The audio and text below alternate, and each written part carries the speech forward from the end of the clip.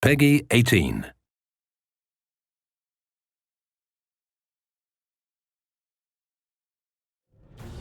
The most versatile, explosive action hero around.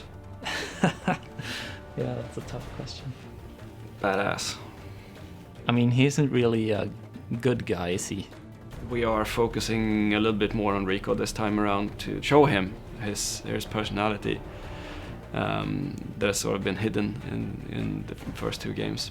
Rico is really a guy who can be super evil and a not very pleasant person, and he can be a really nice guy, but that's all up to the players. I want to say he's a badass, angry, crazy, anti-hero-ish sort of, but he wants to do the right thing, but he has crazy ways of doing it.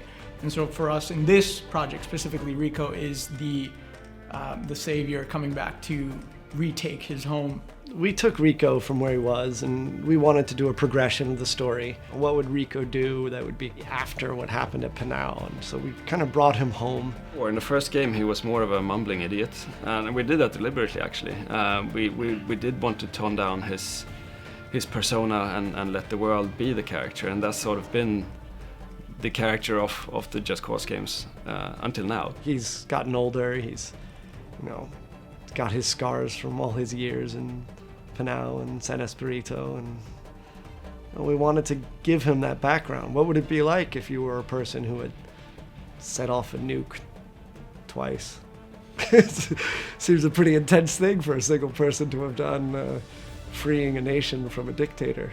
That's our core development within Rico, is to give him that real grounding. We looked at Rico, obviously we did all the graphic stuff that we wanted to do. We improved the amount of triangles that we use for him, the number of poly count, and updated everything from his hair to his beard to his outfit, and all the little things that we can animate on him. We probably have over 2,500 animations now for a single character, but he's a complex character. He can do anything, anytime, and we wanted to ensure that responsiveness was still a part of that. I pull the trigger, I'm always shooting, no matter what state I'm in.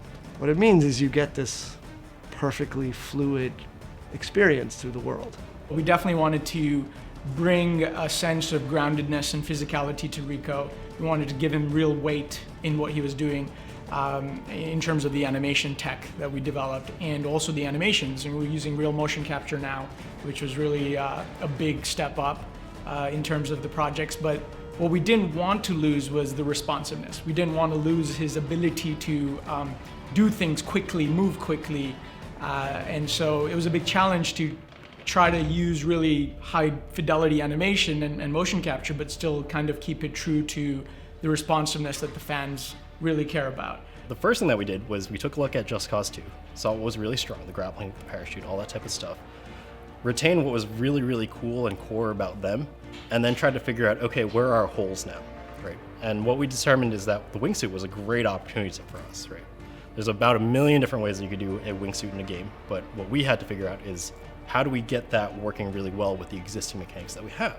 Just like you could slingshot your way through the world with the grappling hook and the parachute in JC2, you can still use the grappling hook while you're in the wingsuit. So this is a more fast-paced state for Rico. You can use your grapple to grapple anything in the world, change your direction, go underneath tunnels, between buses, pretty much anything. I'm not sure there's a crisp verbal explanation of why it's so great to use the wingsuit, but it's one of those things where I think once you hold it in your hands and you kind of have this mental mapping of, oh, it's generally going forward, and being able to mix that together, kind of creating velocity and being able to use those velocities to create a parachute that has a nice little sequence, all that stuff just works really nicely together. That was just a bunch of hundreds of iterations on the wingsuit and parachute and all that stuff together. The parachute now allows us to shoot every weapon, transition out of it, reel back in out of it, but gives Rico a whole nother tool set for combat. The game gets easier when you do crazier things. We upgraded his grapple hook, so the grapple hook looks cool and sleek and has a bit more of a modern feel to it. We also have some cool stuff for the dual tether, right, with the grappling hook where you get to kind of tether things together. First, we took a lot of inspiration from the modding community. We let you have more tethers, and it turns out they're absolutely right, like they usually are. And it is more fun to be able to have more than one tether. One of the things we wanted to make sure was moving around the world in a very vertical world in this playground had to be amusing. And a lot of games do an open world, but then it can be a little tedious, and after a while you just start jumping around using fast travel. We wanted to try to create an experience where just moving to the other position was fun. That piece of picking up a controller and just having an enormous amount of fun is why we're all in this business to start with.